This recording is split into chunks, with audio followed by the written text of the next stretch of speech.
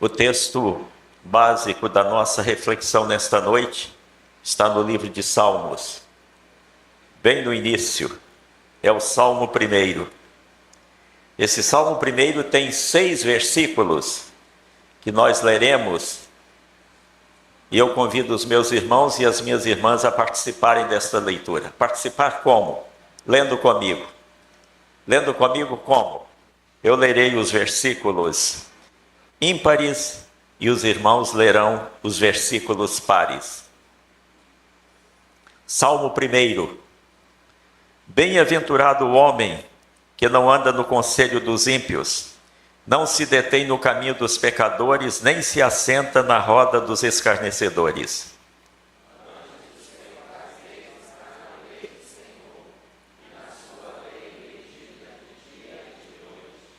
Ele é como árvore plantada junto à corrente de águas, que no devido tempo dá o seu fruto e cuja folhagem não murcha, e tudo quanto ele faz será bem sucedido.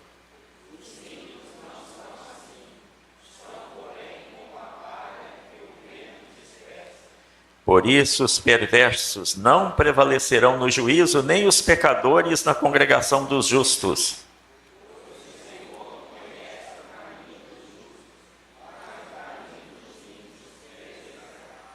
Vamos orar mais uma vez? Vamos falar com Deus. Bendito Deus, esta casa é tua. Este povo que aqui se reúne é o teu povo. A palavra que nós acabamos de ler também é tua, é a tua palavra. E a nossa súplica, Senhor, é que a mensagem também seja tua. Seja um recado do Senhor para cada um de nós, uma palavra de vida para a nossa vida. Nós oramos em nome de Jesus. Amém. Grandes estudiosos do Antigo Testamento afirmam que este livro de Salmos foi escrito por Esdras. Esdras era um sacerdote judeu e também um líder do povo de Israel. E logo após a volta do povo de Israel do cativeiro da Babilônia, Esdras preparou uma coletânea de cânticos e de orações para que fosse usada no templo, fosse usada nas celebrações. E desta coletânea nasceu o livro de Salmos. Aliás, alguns estudiosos dizem que esta coletânea é que se transformou no livro de Salmos. E Esdras escreveu o Salmo 1 para ser a introdução desta coletânea. Mas é interessante, meus irmãos e minhas irmãs, que este Salmo 1, apesar de ter sido escrito há cerca de 2.500 anos, ele é tão atual como se tivesse sido escrito ontem, ou quem sabe hoje mesmo, porque ele trata de um assunto que é muito importante, que é o caminho da verdadeira felicidade. E é exatamente sobre isso que eu quero refletir nesta noite com os meus irmãos e com as minhas irmãs. O caminho da verdadeira felicidade.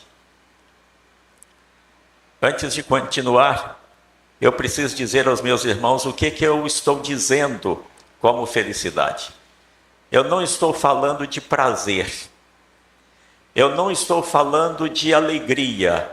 Eu estou falando de felicidade, que é diferente de prazer, que é diferente de alegria. Felicidade é aquela sensação existencial de paz interior. É aquilo que o apóstolo Paulo escreveu aos Filipenses lá no capítulo 4, versículos 11 a 13. Viver contente em toda e qualquer situação. Esse é o conceito bíblico de felicidade. E é exatamente sobre como alcançar essa felicidade.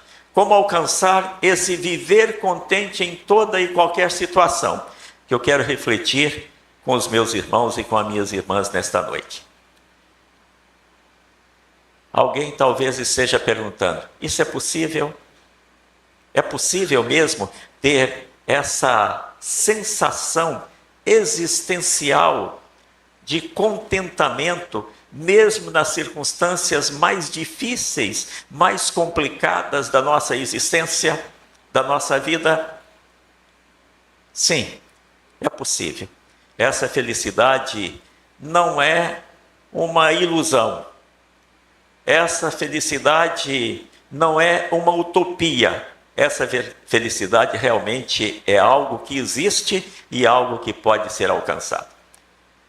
Voltando aqui para o texto básico da nossa reflexão nesta noite, este Salmo 1, logo no início deste Salmo, Esdras, ou seja, ele ou não o autor deste Salmo, procura mostrar que ele está falando de uma felicidade completa.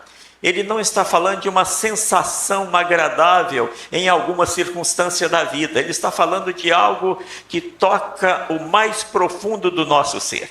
Veja como ele faz.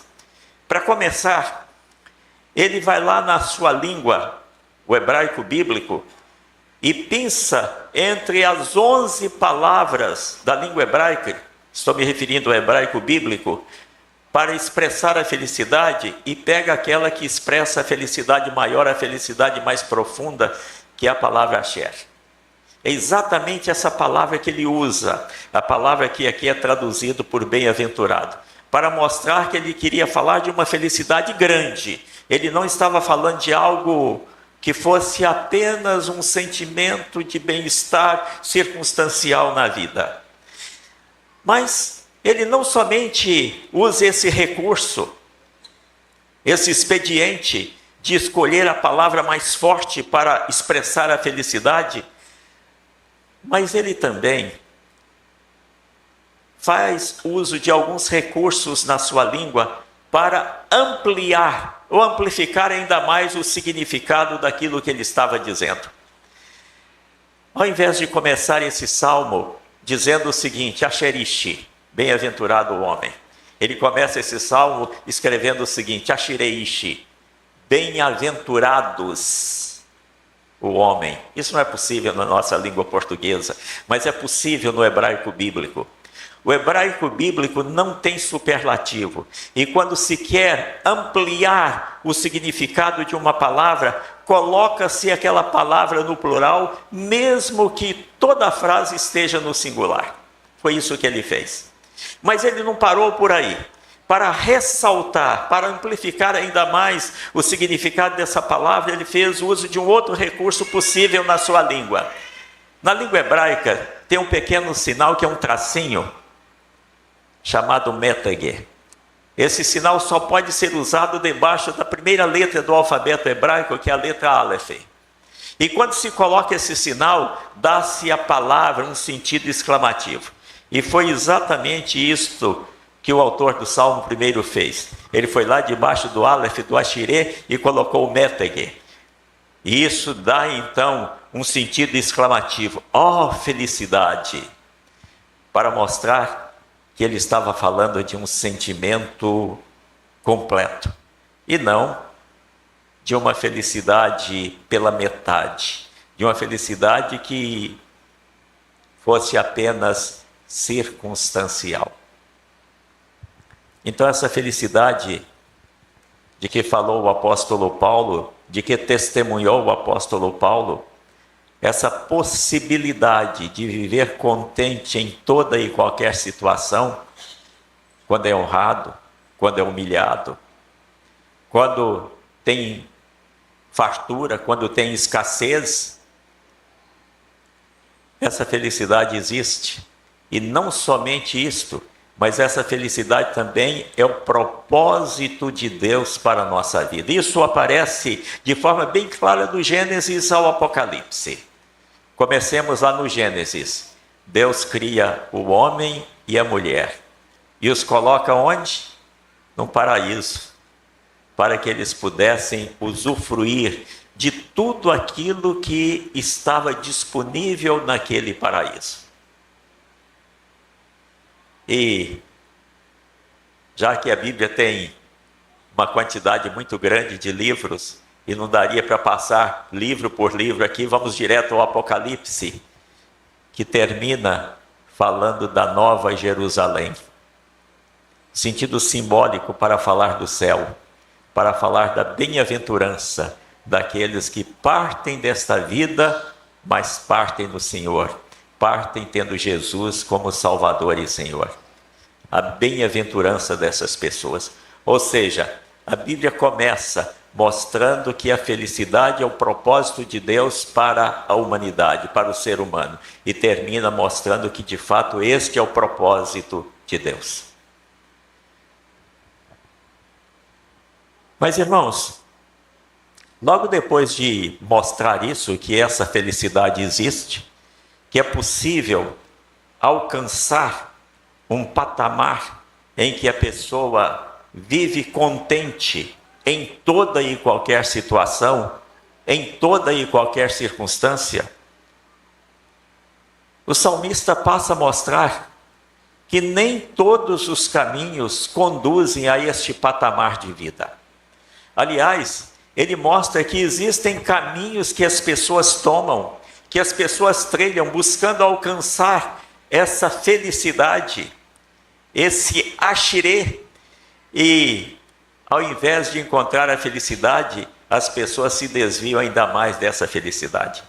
Ele diz o seguinte, que essa felicidade não existe para quem anda no conselho dos ímpios, não existe para quem se detém no caminho dos pecadores, não existe para quem se assenta na roda dos escarnecedores. E para entender melhor esses descaminhos que ele está citando aqui, ou esses caminhos que as pessoas trilham buscando a felicidade e não a encontram e se afastam ainda mais dela, nós precisamos entender o que ele quer dizer com cada uma dessas frases.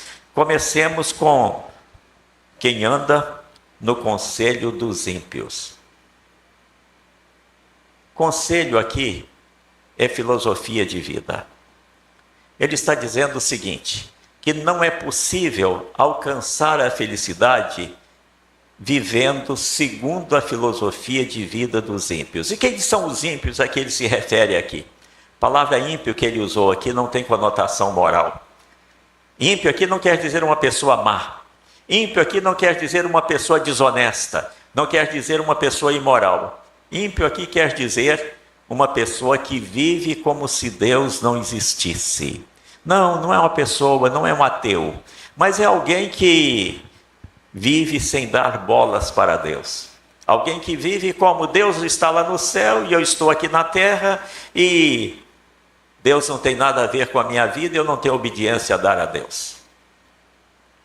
Essa filosofia de vida foi denunciada pelo profeta Isaías lá no capítulo 22 do seu livro, e também pelo apóstolo Paulo na primeira epístola aos Coríntios, capítulo 15. Essa filosofia é: comamos e bebamos porque amanhã morreremos. Ou em outras palavras, vamos aproveitar ao máximo esta vida, porque ninguém vai ficar aqui para semente. O que a gente pode usufruir é o que nós aproveitamos aqui. Para quem vive segundo essa filosofia, não há felicidade. E por que não há felicidade? Porque essas pessoas só cogitam das coisas materiais, e as coisas materiais são insuficientes para fazer uma pessoa feliz. Eu vou ilustrar isso da seguinte maneira, para ficar mais claro o que eu estou dizendo. Eu imagino que todas as pessoas aqui presentes gostem de sorvete. Aliás, até hoje eu não encontrei ninguém que dissesse publicamente que não gosta de sorvete. Pode até existir alguém que não goste, mas normalmente as pessoas gostam de sorvete. Agora imagina uma pessoa que tomasse a decisão de alimentar-se única e exclusivamente de sorvete, porque sorvete é uma coisa muito gostosa. Sabe o que ia acontecer? Essa pessoa ia adoecer. Por quê? Porque o sorvete não tem todos os ingredientes nutricionais que uma pessoa precisa ou que o nosso organismo precisa. As coisas materiais podem ter a sua importância e nós necessitamos delas, mas as coisas materiais não têm todos os ingredientes de que nós necessitamos para viver feliz.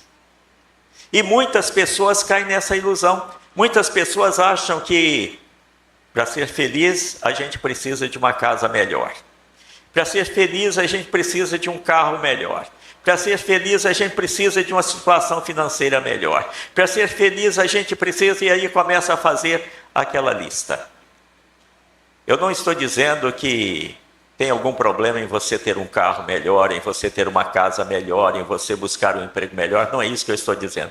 Eu estou dizendo que essas coisas são incapazes. Ou talvez a palavra melhor seja, essas coisas são insuficientes para fazer alguém feliz. Quem corre atrás dessas coisas e só atrás dessas coisas, jamais alcançará a felicidade. Se as coisas materiais fossem suficientes para fazer alguém feliz, os ricos seriam todos felizes. Mas as estatísticas mostram que o número daqueles que atentam contra a própria vida é maior entre os ricos do que entre os pobres. Há mais ricos tentando tirar a sua própria vida do que pobres tirando a sua própria vida. Se o dinheiro, se os bens materiais fizessem uma pessoa feliz, por que então um rico ia tentar contra a sua própria vida? Então, quem corre atrás das coisas materiais, quem vive segundo essa filosofia, vamos aproveitar o máximo desta vida, porque amanhã a gente vai morrer e vai deixar tudo para trás. Quem vive segundo esta filosofia não pode alcançar essa felicidade. Mas ele diz também que não pode alcançar essa felicidade quem se detém no caminho dos pecadores. E aqui a situação vai complicando ainda mais.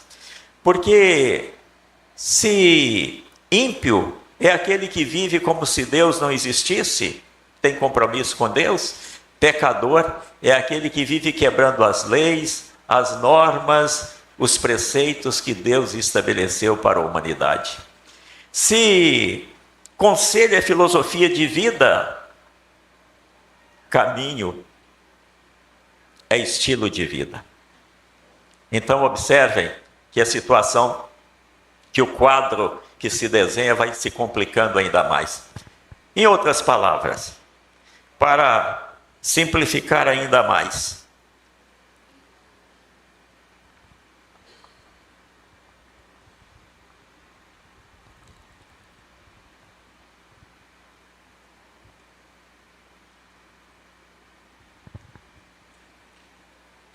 não há felicidade para quem vive pecando.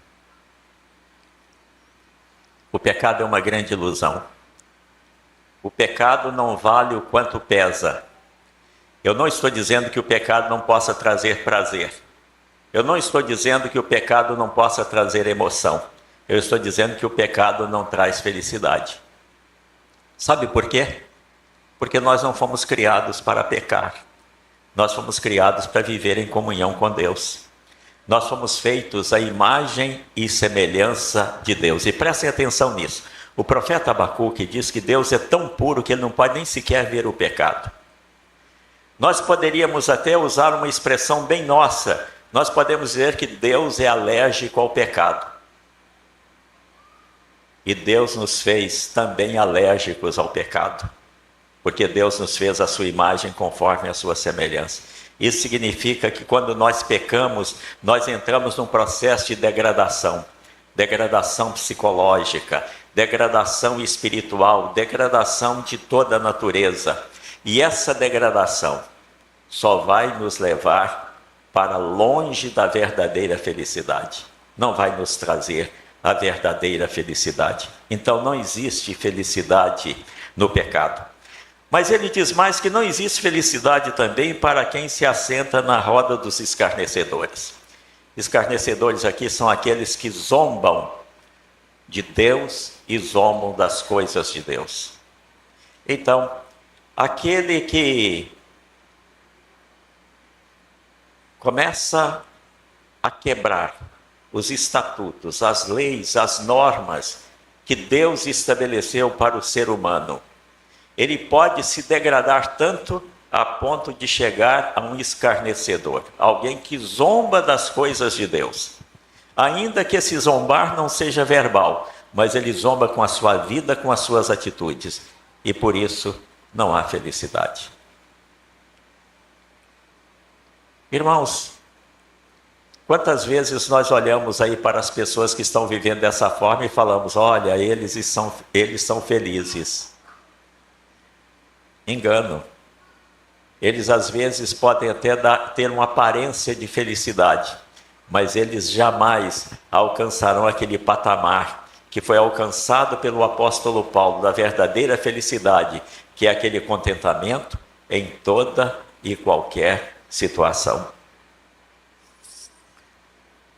Eu sei que a essa altura, os meus irmãos e as minhas irmãs devem estar perguntando, então, se as coisas materiais não podem nos trazer felicidade, se o pecado só destrói a nossa felicidade, como é então que a gente alcança essa verdadeira felicidade?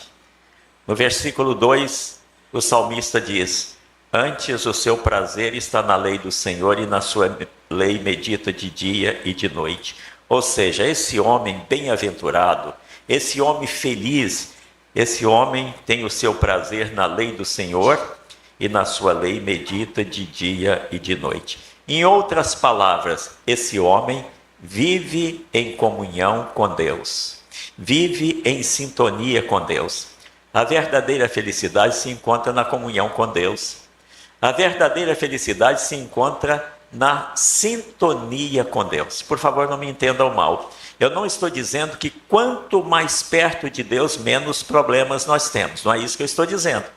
Se eu dissesse isto, eu estaria contrariando o que está escrito lá no capítulo 11 de Hebreus, que mostra a galeria da fé. Homens e mulheres extraordinários que até perderam a sua vida por viver em comunhão com Deus. Eu estaria contradizendo também as palavras de Jesus, no mundo tereis aflição, mas tende bom ânimo, eu venci o mundo. Então não estou dizendo que quanto mais perto de Deus, mais longe dos problemas. Eu estou dizendo o seguinte, quanto mais perto de Deus, mais perto da felicidade. Quanto mais longe de Deus, mais longe da verdadeira felicidade. Por que isso? Porque à medida em que nós nos aproximamos mais de Deus, na medida em que a nossa sintonia com Deus é maior, na medida em que a nossa comunhão com Deus é ainda maior, Deus nos dá condição para vivermos contentes em toda e qualquer situação, como escreveu o apóstolo Paulo falando da sua experiência no texto que já citei, que é Filipenses capítulo 4, versículos 11 a 13. Aprendi a viver contente em toda e qualquer situação. O que eu estou dizendo aqui é experiência minha e é experiência sua. Permitam contar-lhes uma experiência minha. Acontecida há muitos anos, mas ela está bem vívida na minha memória. Eu comecei a me sentir mal numa quinta-feira. Não tomei as providências necessárias. Na sexta-feira eu estava pior, mas eu tinha muita coisa para fazer naquele final de semana e eu resolvi não procurar o médico. Veio o sábado, aí eu fiquei ruim mesmo e tive que procurar o médico. O médico prescreveu alguns remédios que eu devia tomar, comecei a tomar aqueles remédios, mas de sexta ou de sábado para domingo eu passei muito mal. E domingo de manhã minha esposa telefonou para o médico, e o médico foi à minha casa, o médico era um amigo nosso, foi à minha casa, me examinou e disse o seguinte, olha, eu tenho que interná-lo. Você não pode continuar o seu tratamento aqui na sua casa. Me colocou no carro dele e me levou para o hospital. Às 9 horas da manhã, quando os irmãos estavam chegando para a escola dominical, a notícia, o reverendo Adão Carlos está internado. E vocês sabem que quem conta um ponto costuma acrescentar mais alguma coisa. O reverendo Adão Carlos está muito ruim. Um presbítero e um diácono foram correndo lá para o hospital e os dois entraram no quarto onde eu estava. O diácono olhou para o presbítero e falou: olha, falaram que o reverendo Adão Carlos está muito ruim, mas veja como ele está alegrinho ali em cima da cama. Olha, dizer que alguém está alegrinho em cima de uma cama de hospital não corresponde bem à verdade. Mas se ele dissesse o seguinte: veja como ele está feliz, ele teria acertado. Eu estava mal fisicamente. Eu tinha consciência disso, que eu não estava bem. Mas eu estava bem com Deus. E quando nós estamos bem com Deus, nós estamos felizes, nós estamos contentes. Nós temos essa sensação existencial de contentamento. Essa sensação que paira acima das circunstâncias desta vida. Se você fizer uma retrospectiva na sua vida, você vai ver que as fases mais felizes da sua vida não foram necessariamente aquelas em que você tinha mais saúde.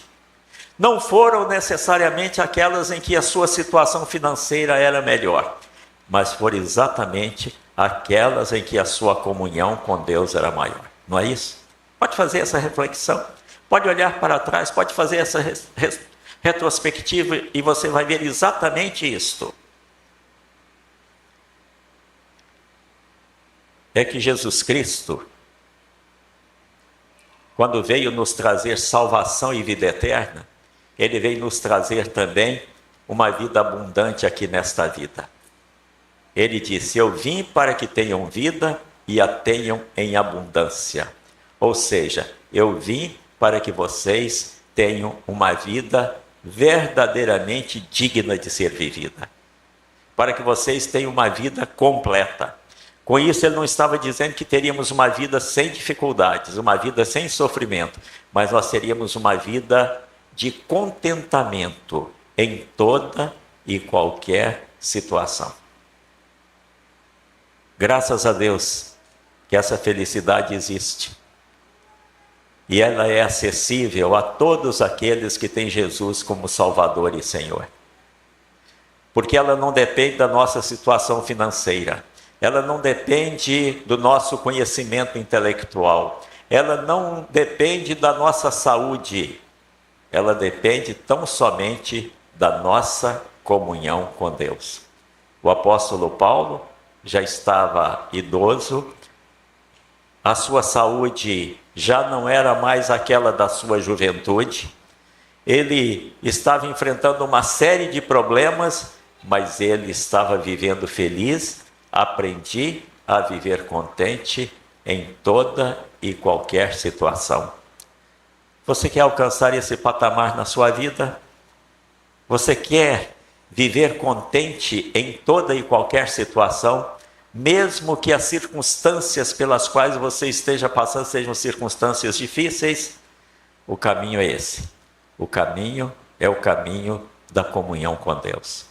Isso serve não somente para administrarmos a nossa própria vida, buscando cada vez uma comunhão maior, uma comunhão mais profunda com Deus, mas isso serve também para os nossos relacionamentos. Os maridos que querem fazer as suas esposas felizes, e no dia do casamento a gente não promete um monte de coisa, inclusive de fazê-la feliz, não é isso? A gente promete implicitamente, promessa que às vezes a gente já fez inúmeras vezes antes daquele dia maravilhoso que é o dia do casamento, e às vezes a gente não sabe muito bem como fazer isso. É simples, é ajudarmos a esposa a se aproximar cada vez mais de Deus, a intensificar a sua comunhão com Deus, porque quanto mais próximo de Deus ela estiver, mais feliz ela será. A esposa quer fazer o marido feliz? O segredo é este, é ajudá-lo a se aproximar cada vez mais de Deus, a intensificar a sua comunhão com Deus, porque quanto maior for a sua comunhão com Deus, mais feliz ele será. Os pais querem fazer os filhos felizes? O segredo é este, ensiná-los a buscar comunhão com Deus, porque quanto maior a comunhão deles com Deus, mais felizes eles serão. Eu vim para que tenham vida e a tenham em abundância. Muitas pessoas acham que Jesus veio apenas para nos dar um bilhete de entrada no céu, para a gente usar no dia em que partirmos desta vida. É verdade que Jesus veio para trazer salvação e vida eterna. Esse foi o principal alvo da sua vinda, mas ele veio também para nos dar a verdadeira felicidade, uma vida que realmente vale a pena ser vivida, uma vida que nos permite estar contentes em toda e qualquer situação, a não depender esse nosso contentamento das circunstâncias da vida. Que o Senhor nos abençoe, para que nós possamos buscar essa comunhão e assim vivermos esta verdadeira felicidade. Que Deus nos abençoe, para que nós possamos levar aqueles que estão ao nosso redor, no nosso círculo de relacionamento, a buscar essa comunhão com Deus, para que eles também sejam felizes em toda e qualquer situação. Que assim seja. Amém. Vamos orar? Bendito Deus, nós te damos graças, porque a verdadeira felicidade, que é o contentamento em toda e qualquer situação, é possível para todos aqueles que pertencem ao Senhor e que têm Jesus como Salvador e Senhor. Damos-te graças porque a tua palavra nos mostra que o caminho dessa verdadeira felicidade é exatamente o caminho da comunhão com o Senhor.